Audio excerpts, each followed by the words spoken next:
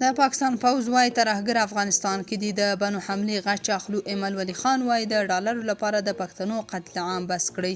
جزئیات هم دلته وګورئ او چینل هم سبسکرایب کړئ. ایمل خان پوځ ته ویلي د ډالرو لپاره د پښتنو او بلوچانو قتل عام بس کړئ. د پاکستان لخوا امریکا ته د داعش ډلې د یو غړي سپارلو ته په غبرګون کې د پښتون عوامي ګوند مشر ایمل خان وایي د پاکستان حکومت او مشران دا خپل یوه بریا یادوي. وایي په همدې پلمه د جګړې غځولو ته هم کله فکر کړی دی.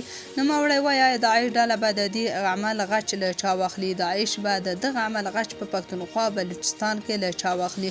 ښاغلي ایمل وړاندې د پاکستان حکومت مخاطب کړی او ورته ویلي دي که تاسو دغومره تکړه او غښتلي یاست چې د 14 امریکایي سرتیرو د وژنې عاملین پیدا کولی او نیولی شئ، نو دا په پاکستان کې د لکونو عامو خلکو، پولیسو او پوځیانو د وژنې عاملین درنه چیرته پټ دي.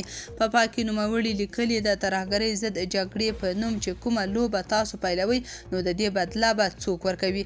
له امریکا څخه د ډالرو اخیستلو لپاره د پښتنو او بلوچو قتل عام نور بس کړئ. بلخوا عاصم منیر وایي د بنو د برید غچ به واخلي. د پاکستان د پوځ لوی درسیز جنرال عاصم منیر پرون د پښتونخوا بنو ته د خپل سفر پر مهال یو ځل بیا ادعا کړې چې په وروستیو ترهګریزو بریدونو کې د بهرنیو وسلو کارول ښیي چې افغانستان د ترهګرو ډلو لپاره خوندي پټنځای دی. د پاکستان د پوځ د رسنیو او اطلاعاتو د مرکز له لوري په خپره شوې خبرپاڼه کې لیکل شوي چې د پاکستان د پوځ لوی درسیز جنرال عاصم منیر د پښتونخوا په بنو کې د موټر چاودنې او وسلوال برید له امله د ټپیانو د لیدنې پر مهال ویلي چې ډېر ژر به د یاد برید غچ واخلي.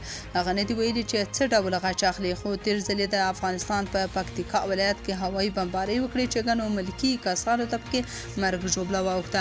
د پوځ په خبرپاڼه کې د عاصم منیر له قبله لیکل شوي چې د TTP په ګډون ترهګرې ډلې له افغانستان څخه د پاکستان په وړاندې فعالیتونه کوي، خو طالبان بیا تل دا ادعا ردوي. نوموړي په ټینګار سره ویلي چې په وروستیو ترهګریزو بریدونو کې د بهرنیو وسلو کارول د دې ثبوت دی چې افغانستان د ترهګرو لپاره خوندي پټنځای دی.